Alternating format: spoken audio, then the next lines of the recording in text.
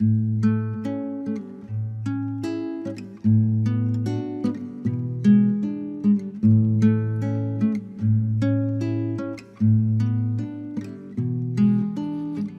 tempo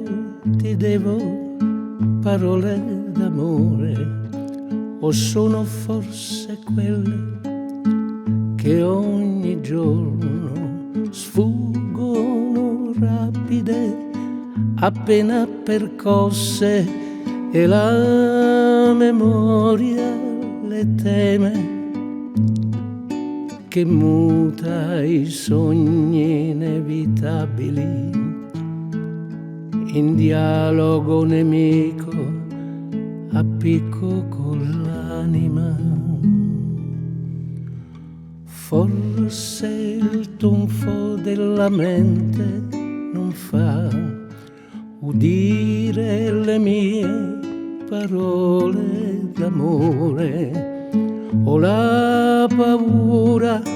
dell'eco arbitraria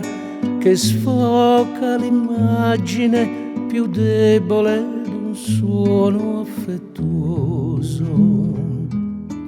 o toccano l'invisibile ironia, la sua natura di scure,